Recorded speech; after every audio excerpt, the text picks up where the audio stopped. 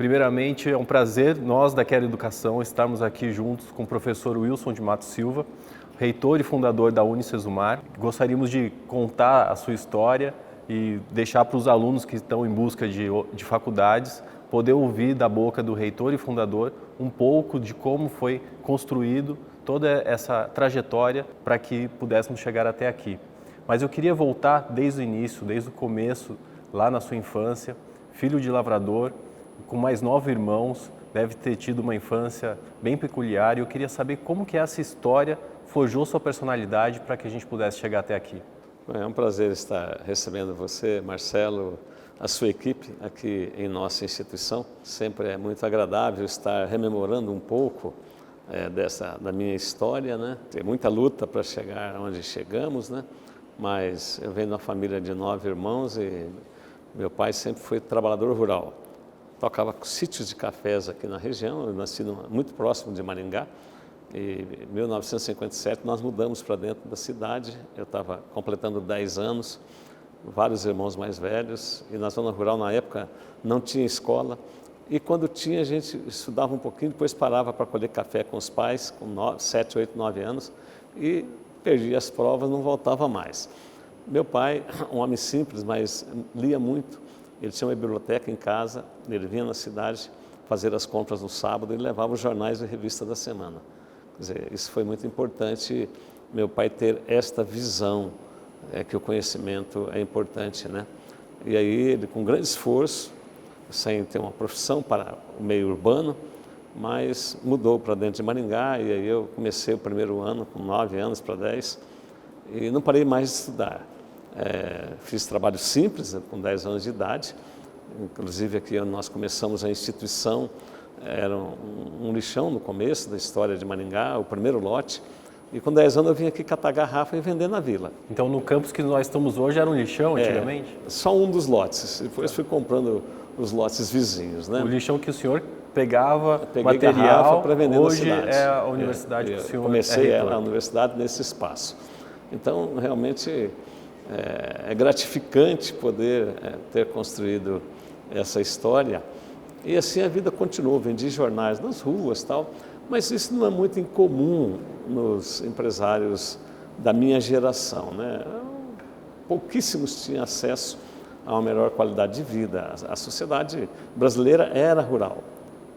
10%, 20% vivia no perímetro urbano. Hoje inverteu, né? Nós temos uma sociedade totalmente urbana. Então, essa experiência da agricultura é peculiar da minha geração para trás, né? Mas, com essa força do meu pai, e com todas as dificuldades da época, eu e meus outros 8 irmãos fizemos faculdade na década de 70 e 80. Numa época que era muito difícil ter acesso ao ensino superior. Eu fui o primeiro a terminar, sou o 4º da lista, liderei os demais irmãos, motivando e tal, para entrar no ginásio. O senhor é matemático de formação? Matemática. Esse foi um grande salto também, porque se eu tivesse terminado numa instituição nova aqui, de uma cidade pequena, não era nem reconhecida a faculdade ainda, eu não teria entrado no ensino superior. Então, quando eu terminei lá, já entrei no ensino superior aqui em Maringá para dar aula. A Universidade Estadual de Maringá era bem jovem, começando, então, e naquela época, mestrado e doutorado era raro, né? E mesmo assim, no primeiro ano trabalhando ali, já fiz uma especialização em cálculo avançado, mas a minha dinâmica, trabalhando, estudando, igreja, comunicando, falando, comprando, vendendo, me levou a ser um empreendedor. E aí entrei lá e o mundo parece que parou ali, né? Falei, preciso arrumar alguma coisa a mais. E em 9 de fevereiro de 76, consegui pegar um serviço de entregas de encomendas de uma empresa de ônibus aqui que fazia todo o norte do Paraná, São Paulo e Curitiba. E também abri uma construtora aqui em Maringá, paralelamente. Fiz 9 prédios na cidade. Nunca parei de dar aula. E quando meus filhos estavam ficando adolescentes, tinha que sair de Maringá se não passasse numa única instituição de ensino superior pública que tinha aqui. Professor, mas o senhor dá para ver que é um empreendedor nato. Quando que você sentiu que era o desejo e a necessidade de entrar para o mercado de educação? Então, como que se deu essa entrada de fato? Foi em 1985 para 1986, inclusive eu dando aula e tendo as empresas e tal, fui desafiado a ser diretor de uma faculdade numa cidade vizinha. Houve uma crise lá e eu disse para o pessoal, gente, eu não tenho tempo. Mas a congregação de professores que elegia o diretor, não teve jeito. Me elegeram, a lista tríplice deu o Wilson Matos em primeiro, segundo e terceiro lugar. E a visão deles é o seguinte, você é empreendedor e você é empresário e é professor. Então você vai poder ajudar muito mais a instituição, mesmo não dando todo o seu tempo aqui. E eu acabei aceitando o desafio naquele momento, e ali foi a grande inserção, porque eu pude ver também o outro lado, o lado empresarial de gestão econômica de uma instituição de ensino, e vi que era viável, aplicando bem os recursos adequadamente, organizando processos e tal, era algo muito viável. E também meus filhos, né, precisando, e não só meus filhos, uma grande parte da juventude de Maringá tinha que sair da cidade para estudar. Aí eu fui movido a partir para a abertura de uma instituição de ensino superior aqui em Maringá. Foi grandes desafios, conforme eu já disse, dessa limitação do governo em aprovação de instituições novas e novos cursos, tal, né? Foram centenas de idas e vindas a Brasília, muita articulação lá para estar convencendo as pessoas que definiam e que cuidavam dos processos, tal, da importância de mais curso superior para Maringá, mas não só para Maringá, para o Brasil, né? E qual foi o primeiro curso que começou? Foi processamento de dados e administração. 2 cursos muito importantes para uma cidade de base econômica bastante dinâmica, crescente, como já era Maringá. Maringá tem 72 anos, já tem mais de 400 mil habitantes, então imagina o quanto que precisa de profissionais preparados para dar o suporte e promover o desenvolvimento da nossa cidade, como de qualquer outra cidade, né? A qualidade da mão de obra que promove o desenvolvimento, não é o desenvolvimento que leva a isso, né? Então, e aqui no Brasil a gente sempre viu meio ao contrário, né? Tem necessidade social? Vamos criar a instituição que esses farão as diferenças, né? São mentes preparadas que faz a grande diferença no desenvolvimento de um país. Hoje são quantos cursos? Hoje nós temos uns 80 cursos, porque nós temos repetido em vários campos e temos também no IAD, né? E temos o Lato Sensu e temos o Estrito Sensu. Temos 5 mestrados e 2 doutorados. Temos o infantil, temos do infantil ao doutorado, todos os níveis de conhecimento. Tudo isso conseguido nos últimos 30 anos, começo do ano vai fazer 30 anos que nós começamos os 2 primeiros cursos. Com quase 190 mil alunos? 195 mil alunos. Interessante, nos últimos 10 anos nós crescemos 1000%. Professor, um fato que me chama muita atenção é que o senhor faz questão de dar palestras de boas-vindas para novos alunos. Quanto que você acha que é importante o reitor estar próximo dos alunos para manter a qualidade, passar os valores e o princípio da instituição? Isso faz a grande diferença. Nós temos 20 ações de qualidade, mas essa é uma ação muito importante, porque eu vou lá apresentar para eles o que nós queremos deles. E a minha missão é converter o aluno ao conhecimento. Porque a sociedade, a escola brasileira básica, ela é muito fraca. É uma das mais fracas aí que a gente conhece. Na média, temos muito boas escolas básicas, mas na média ela é muito fraca. Haja visto que o aluno, quando termina o ensino médio, só 7,2% domina matemática e 27% domina a língua portuguesa. O restante são analfabetos funcionais. E essa massa chega na universidade. Aí eu vou mostrar isso para eles. Eu digo para eles, vocês foram enganados até agora, esse negócio do ensino básico, e adoraram ser enganados. E aqui nós não vamos enganar vocês, não. Aqui vocês vão ter que tornar-se verdadeiramente estudantes. Porque até agora vocês foram alunos, verdadeiramente estudantes. Então, minha missão é converter esses alunos ao conhecimento. E aí vou dizer, durante um pouco mais de 2 horas, todos os nossos procedimentos, nossas metas, nossas normas, nossos processos, inclusive a senha, o RA do aluno para o pai, acompanhar de casa, nota e frequência. Isso eu vou dizendo para eles. Eu vou dizer que aqui eles não conseguem colar, porque 90% dos alunos brasileiros colam no ensino médio. Todas as palestras que eu faço, desde os primórdios da história dessa instituição, eu faço um censo. Depois de convencê-los a a praticar a verdade e tal. Eu pergunto, quem não colou no ensino médio? Nunca mais que 10% levantaram a mão. Eu digo para eles, olha gente, a cola é uma mentira, uma falsidade ideológica, uma apropriação indébita, não é? Então, o desafio, eu bato muito forte, e eu vejo até que uma boa parte da nota brasileira, ela não é verdadeira. A avaliação que o professor dá, aquela nota, o que é aquela nota que uma escola dá para o aluno? Eu estou afirmando que ele adquiriu competências e habilidades. Agora, ele adquiriu mesmo? Se ele colou, ele não adquiriu. E como 90% colam, então não adquiriram. Então não é verdadeira uma boa parte da nota brasileira. E é a nota que promove o aluno, não é? Sim. Então nós temos que rever esse processo. A cultura brasileira é um problema cultural. A cola é um problema cultural.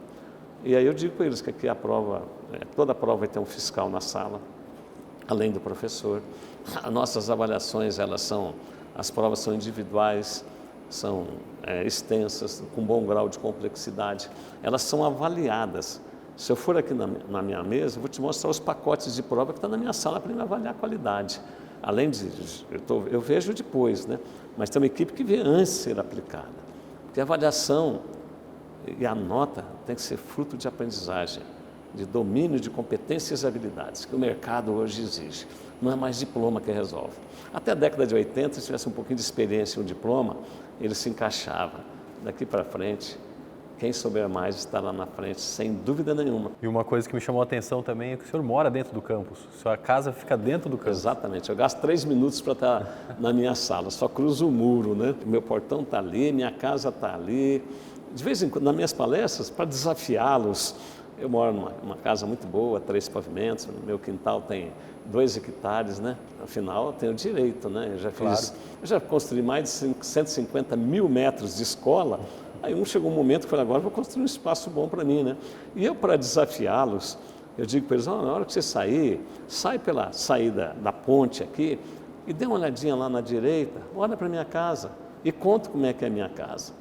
E até digo para eles, gente, eu estou ganhando dinheiro aqui, viu? Estou ganhando dinheiro aqui. Eles ficam, todo mundo olha e fala, mas como? O reitor vai lá e fala que está ganhando dinheiro? De quem? Deles? Porque eu pergunto para eles, vocês vieram para cá para quê?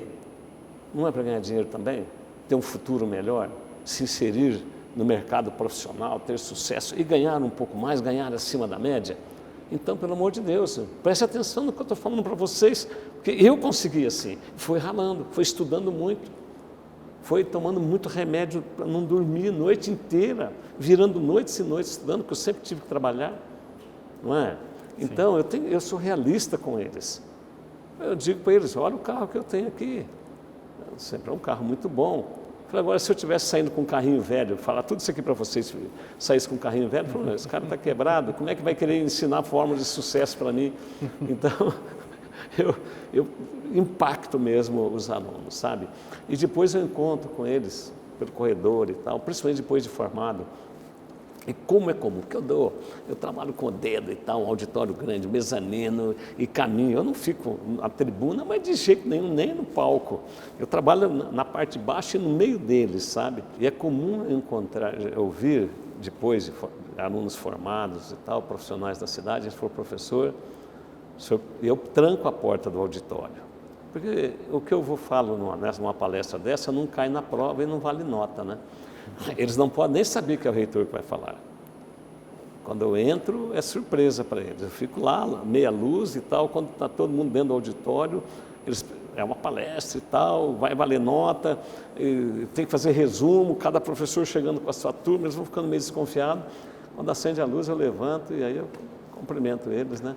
E digo que eles não estão acostumados a cumprir contrato, logo no começo.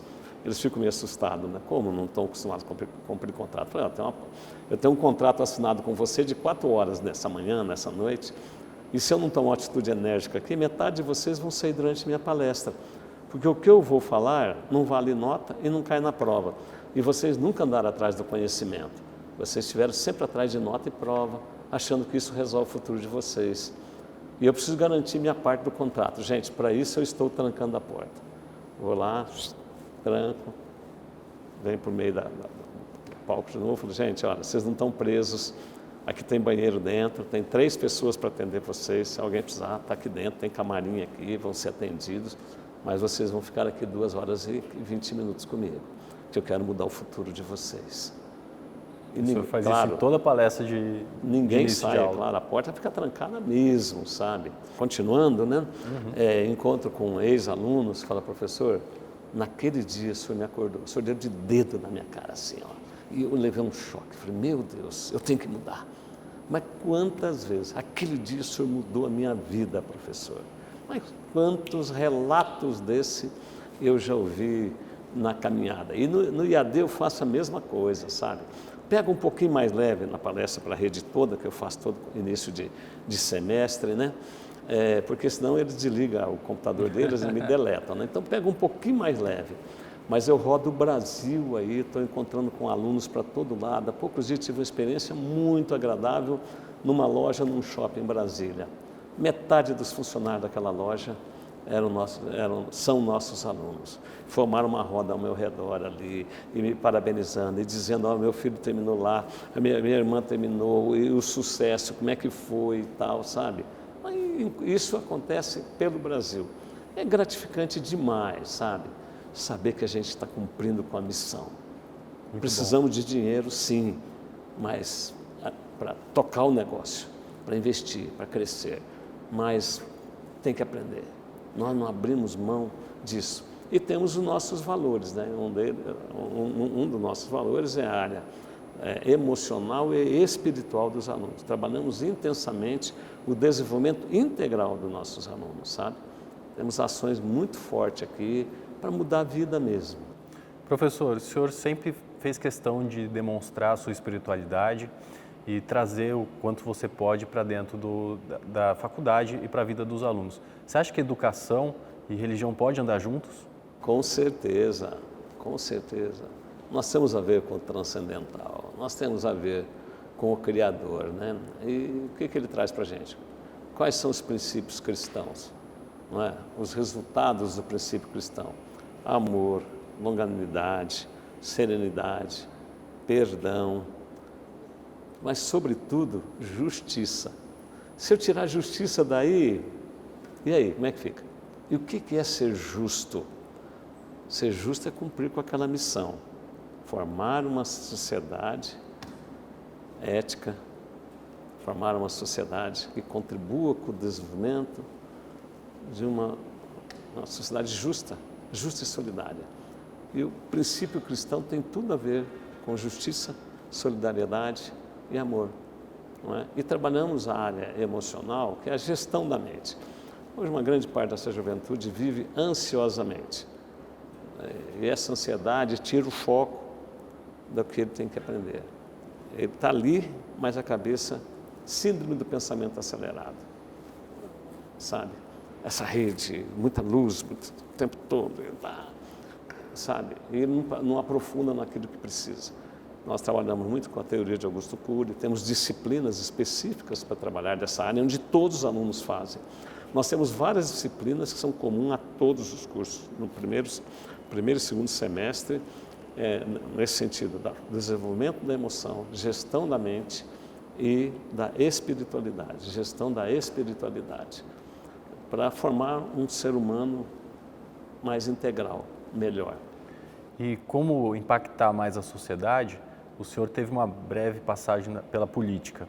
Quando senador, o senhor conseguiu lutar pela educação do país? Como foi essa sua passagem pela política? Pois é, eu estive lá em 2007, assumi o Senado e depois fiquei metade do ano lá e fiquei em 2014 também. Eu protocolei 13 projetos de lei na área da educação. Alguns, mais da metade deles não custaria nada para ninguém, mas não passa.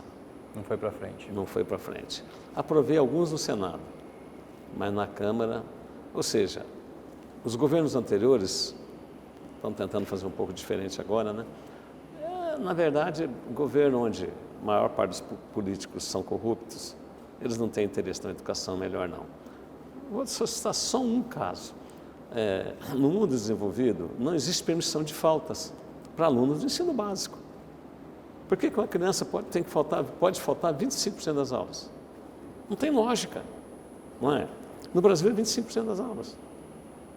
No ensino superior também.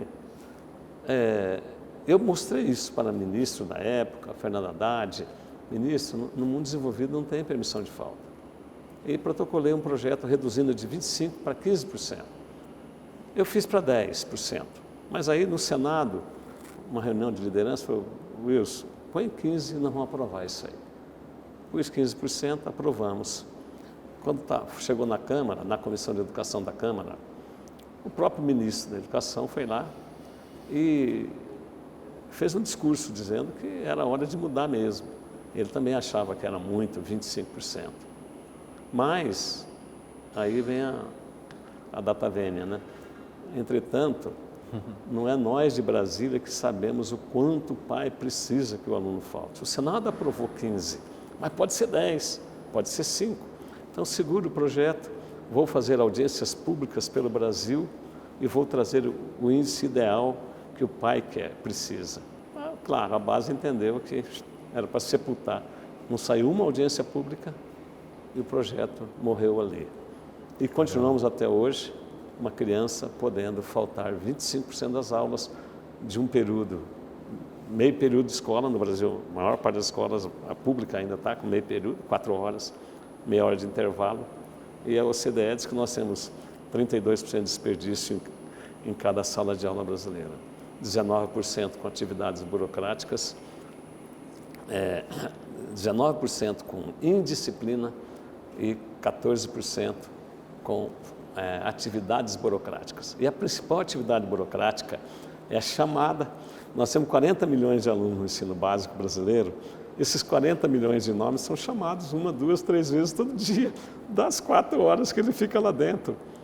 Então, sobra 2 horas e meia de efetiva aprendizagem dentro da sala de aula. Enquanto o mundo é desenvolvido, o aluno fica no mínimo 6 horas de aprendizagem na sala de aula e leva ainda a tarefa para casa. Essa é a diferença. Mas tenho esperança, temos que avançar, não podemos desanimar. Mas eu até me desanimei com a política.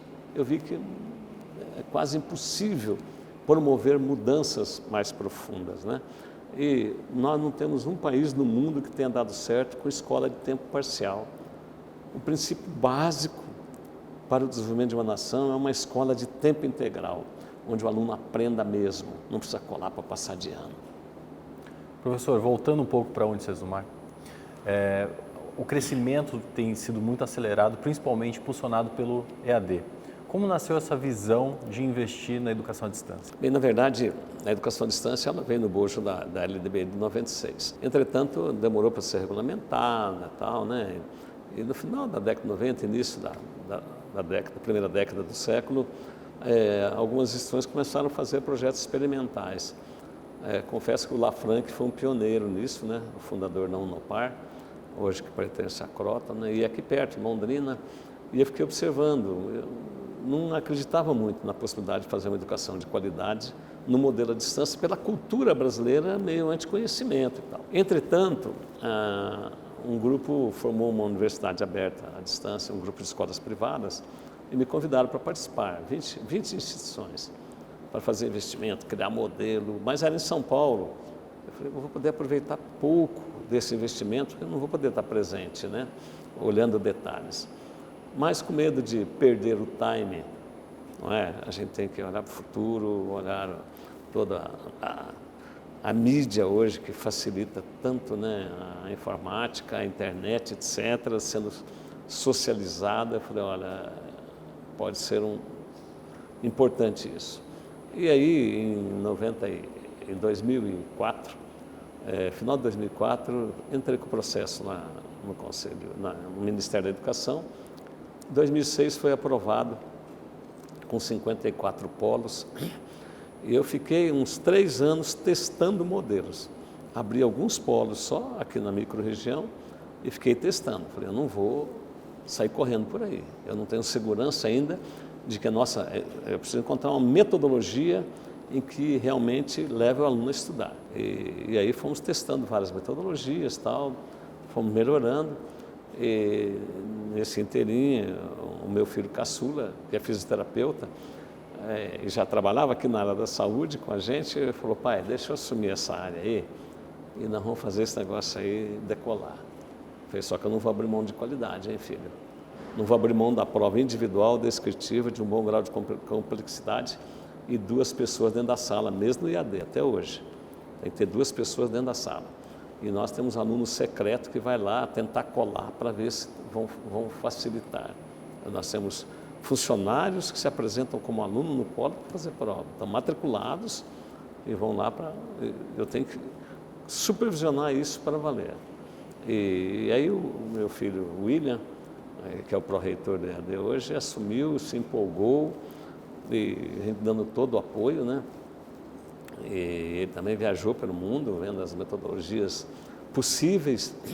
Enfim, encontramos o melhor caminho para o EAD, porque nós temos as melhores notas no ENAD. No CPC de cursos do à distância, nós temos as melhores notas no Brasil, né? E com isso conseguimos crescer muito, muito, e a sociedade foi entendendo isso. E é aquela mesma questão, né? No começo do ano a gente vai lá, conversa com todos os alunos na rede, e os professores absorvem essa nossa linha de pensamento, né? Fica com a gente quem pensa como nós. Não obrigado literalmente, não. Somos seres livres, a educação é lugar de liberdade, debate, etc. Mas a grande linha está muito bem definida em todas as nossas ações. No início de ano temos a semana de treinamento, a primeira palestra eu faço. Fizemos uma grande festa no Dia dos Professores, 1.600 pessoas. Falei durante 40 minutos, sempre trazendo, gente, vamos junto. E o caminho é esse, para a gente ter uma educação que seja verdadeiramente transformadora, que transforme a nossa juventude. Professor, para terminar, queria perguntar para o senhor que o ano que vem a Unicesumar faz 30 anos. Quais são os planos do futuro do grupo? Nossa meta para o ano que vem é começar com 250 mil alunos. Estamos trabalhando para isso, fazendo os investimentos na captação e uma multidão trabalhando na captação de alunos, né? Usando as mais diversas estratégias possíveis no mercado, né? Vamos continuar crescendo. O Brasil tem uma massa gigante de pessoas que não têm acesso ao ensino superior. E a EAD, a educação à distância, ela socializa um pouco mais essa possibilidade, né? O valor de uma mensalidade da EAD, em média, é 1/3 do valor de um presencial, não é? E a nossa expectativa é que, com uma educação à distância de qualidade, nós também entramos na área dos híbridos, misto, um pouco de presencial, um pouco à distância, principalmente nas engenharias. Não estamos fazendo em todos os polos, só nos polos maiores, que tem laboratórios lá, de experimentos, tudo, né? E os polos têm que ser mais robustos. Estamos importando muito produto da China, são laboratórios de altíssima eficiência, e vamos tocando o barco. Eu já não estou muito jovem mais, já passei dos 70, mas se eu tiver que sair de circulação de uma hora para outra, eu tenho certeza que os pilares estão aí para continuar dando a sustentabilidade e conduzir a nossa organização dentro das diretrizes nas quais fez com que a gente começasse e crescesse com esse sucesso e com o propósito que tem sido atingido plenamente. Professor Wilson, muito obrigado pela conversa, por ter nos recebido da Quero Educação aqui para esse bate-papo. Tudo que o senhor falou está nesse livro que o senhor me deu de presente hoje, né? Pegadas de um Sonhador, recomendo a leitura. Muito obrigado e até a próxima. Ok, eu que agradeço a oportunidade de estar falando com você e com o seu público. Obrigado. Obrigado.